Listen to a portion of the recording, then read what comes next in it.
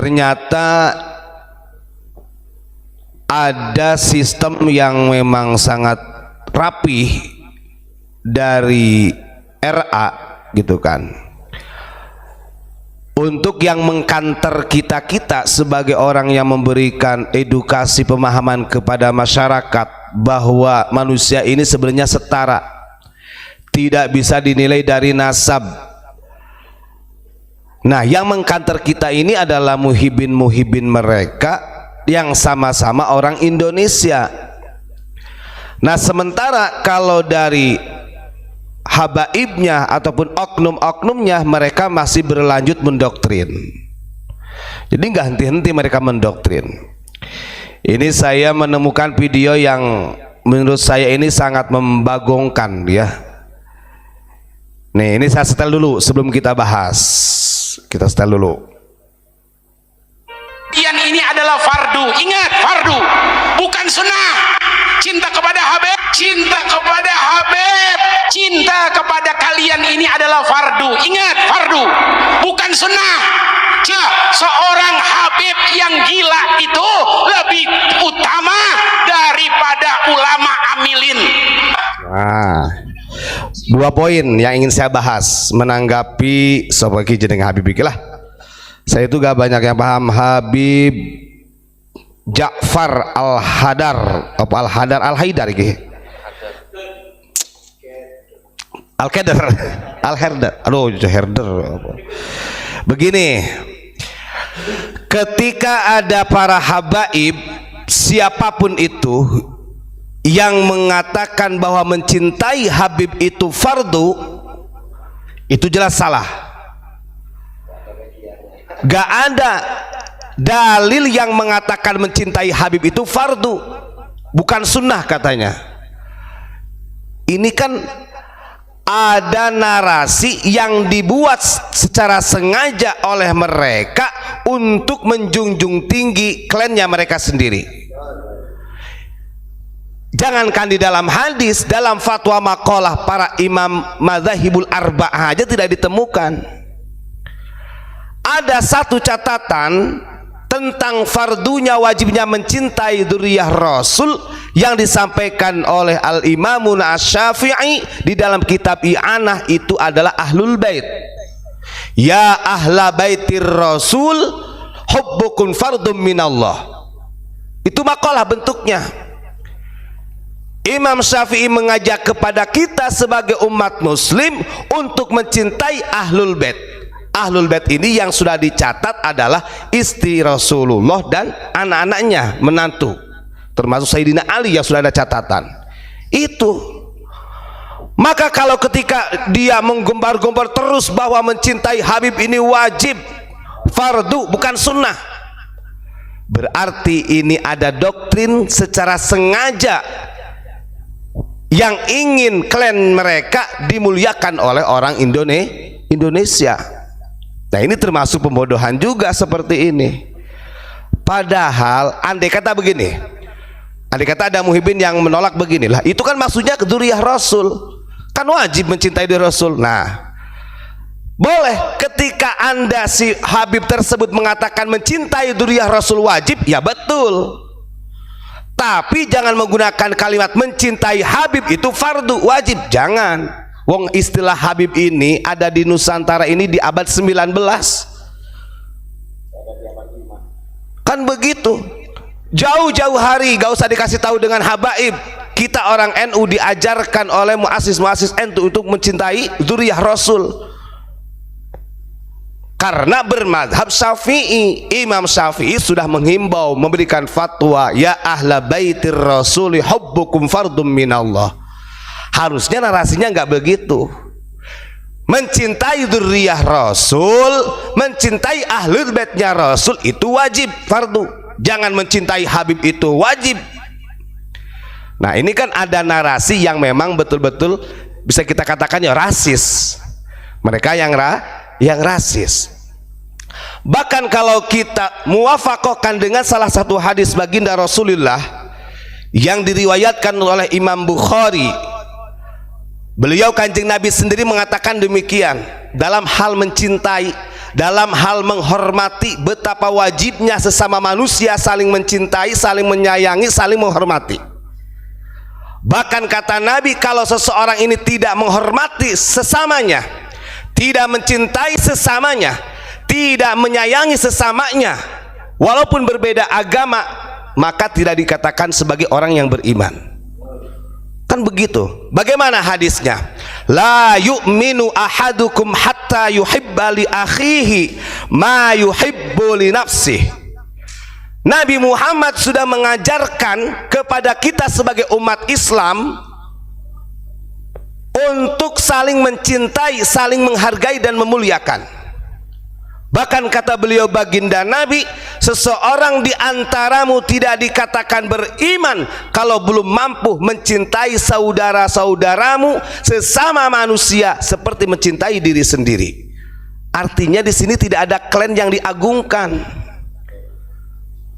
tidak ada syu'uban atau qabail yang diikramiyahkan. Nah ini kan sebenarnya sudah mendustakan hadis Nabi kalau begitu. Sejak kapan ada hadis Nabi mencintai Habib itu wajib? Nah ini perusak. Saya kira hadis-hadis maudhu ini terhenti di zaman tabi'ut tabi'in. Ternyata di zaman sekarang aja masih ada hadis maudhu itu. Artinya pelaku pemalsuan hadis. Buat apa ada min zumrati ta'dil wa tajrih? Nah ini kelengahan kita. Itu ya, itu saya bantah tuh si siapa, Habib siapa, Haidar siapa tadilah. Artinya ketika ada habaib yang mengatakan mencintai Habib itu wajib, salah total. Yang harusnya narasi itu bukan hanya diperuntukkan Habib tok, tapi masalah mencintai, menghormati, menyayangi itu seluruh manusia, bahkan seluruh makhluk. Kalau ahlul bait, dzurriyyah Rasul yang betul-betul nyambung intisab kepada baginda Rasul, itu ada anjuran terkhusus memang. Nah ini kan kepedean mereka itu. Kalau saya katakan ya gila. Mereka gila hormat sampai segitunya loh, supaya dihormati. Kalau kita lihat ya ngapunten, orang-orang tua kita dulu, orang alim, para ulama-ulama kita terdahulu, mereka itu beliau-beliau dimuliakan. Hampir 99% dimuliakan menjadi kebanggaan umat. Itu bukan dari nasab Pak, pasti dari keilmuannya, akhlakul karimahnya. Kan begitu.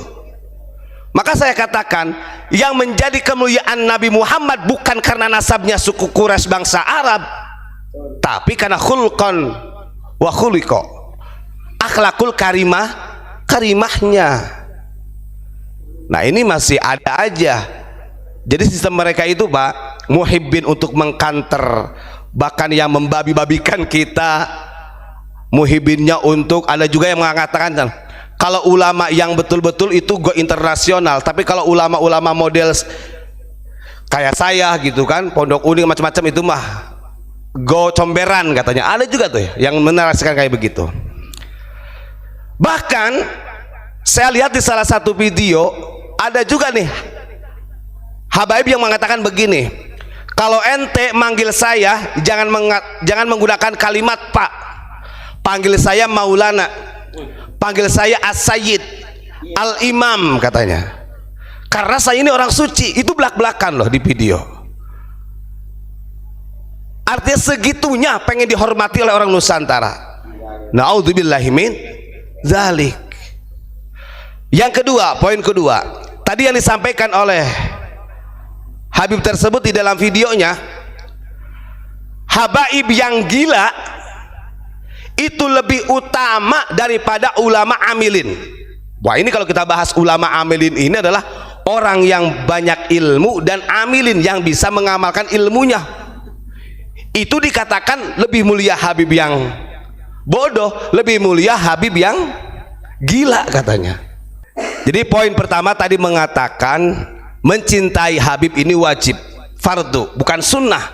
Berarti kalau begitu bisa mengalahkan dengan keparduan sholatnya kita dong.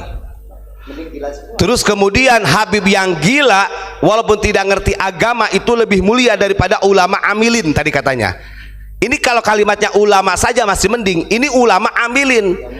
Saya pikir ini Habib ngerti gak definisi ulama amilin itu apa?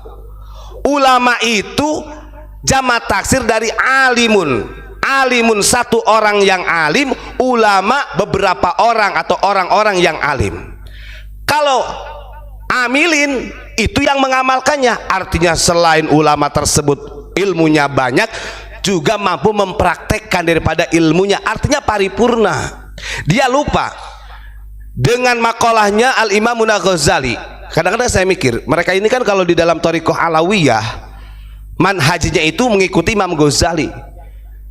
Ukuran binasanya manusia atau tidak di hadapan Allah, hina ataupun tidaknya, itu ada di dalam fatwanya yang mengambil dari hadis Nabi yang mengatakan begini, kullun nasi halkah, setiap manusia itu binasa, mau itu Habib, mau kiai, mau ajengan, mau gus, mau aang, mau orang biasa, lora, tetap binasa.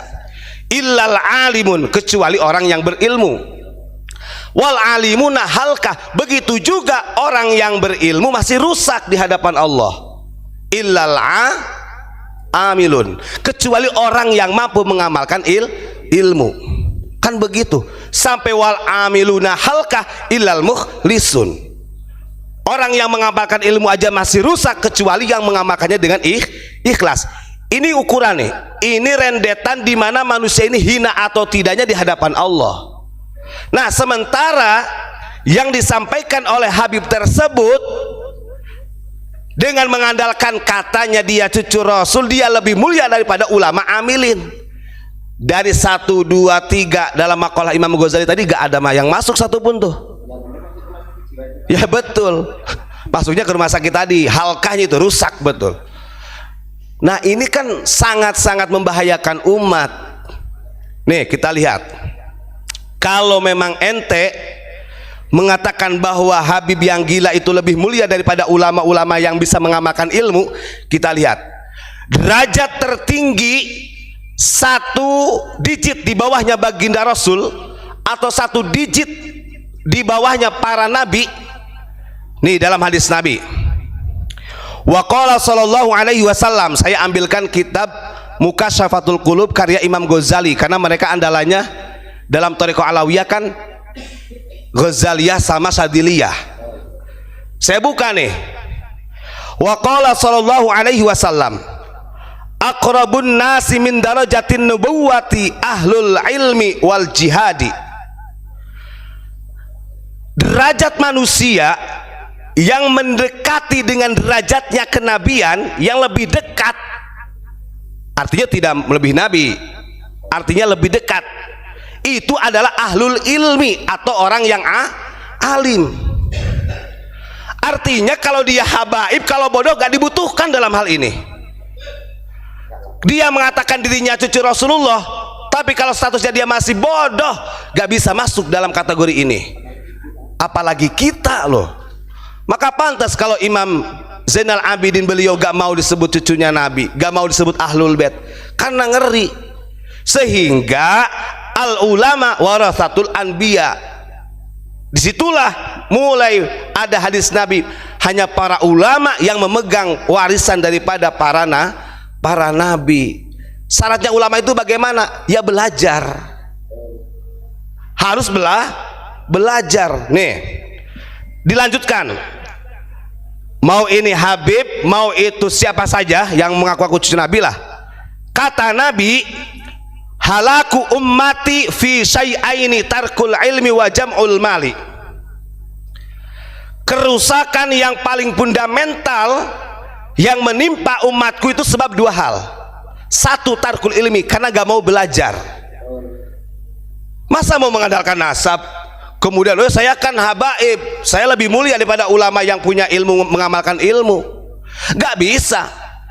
Ini dibantah oleh Kanjeng Nabi. Kalau ente tidak belajar ilmu, tidak alim, tidak paham ilmu, tetap akan menjadi halaku ummati, kata Nabi. Ini menjadi fundamental kerusakannya umatku.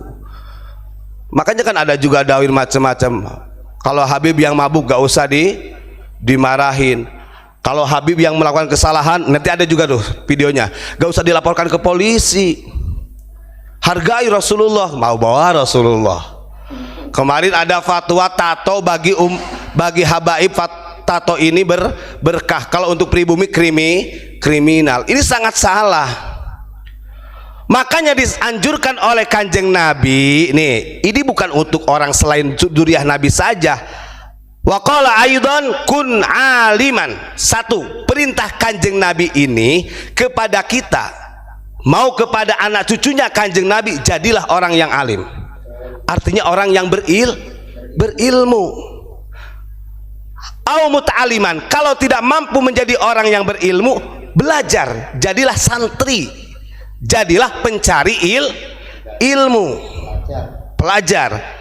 Kalau tidak mampu jadi orang alim, tidak mampu, kemudian jadi orang pelajar, seorang pelajar, siswa yang belajar di pondok pesantren, belajar di pondok yang lain ataupun di dunia pendidikan luar, tidak mampu, au mustami'an, jadilah pendengar yang setia.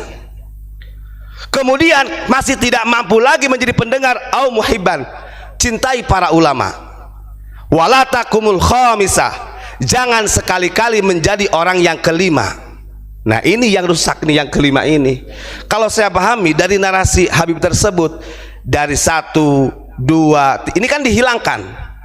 Artinya mau nggak alim, nggak punya ilmu, pokoknya tetap mulia Habib, bahasanya begitu, dibandingkan ulama yang mengamalkan ilmu. Nah ini fatwa dhalun mudillun. Masya Allah. Ini orang kayak gini itu memang harus disikati, bener Pak. Karena memang kalau dibiarkan, ini orang-orang awam itu semakin tersesat. Nanti itu begini, gak apa-apa, saya lebih menghormati habaib saja daripada ulama kiai-kiai di sini. Nanti begitu, dan sekarang itu terjadi. Coba lihat orang-orang kita, cara menghormatinya antara kiai-kiai yang ada di setempat kita, kiai yang ada di daerah, dengan cara menghormati golongan dari Ba'alawi sangat beda jauh. Sangat beda jauh. Saya sering ngomong, orang kiai kampung yang ikhlasnya betul-betul aja, kadang-kadang diundang yasinan, diundang tahlilan, walaupun tidak mengharapkan diberi, itu orang punya rumah biasa-biasa saja gitu, nggak diada-adakan. Tapi kalau giringan Ba'alawi yang diundang, semuanya diada-adakan, walaupun kadang-kadang mereka memang pesan, saya harus makan ini, begitu Pak. Nah ini kebobrokan akhlakul karimah. Harusnya begini, kalau mereka mengaku cucu Nabi, uswah dong, harus mencontoh uswah baginda Rasul. Jangan gila hormat kayak begini, mendoktrin umat supaya mengagungkan klan-klan mereka. Maka pantas kalau Imam Ghazali itu sampai mengkritik dari Alawiyin itu, ya ini yang disebut dengan mustanadur rojaihim bisolahil aba ini, hanya mengandalkan kebaikan dari nenek moyangnya, walaupun belum tentu kalau habaib ini adalah dzurriyyah Rasul. Saya katakan istilah habaib ada di Indonesia ini di abad 19, sebelumnya belum ada.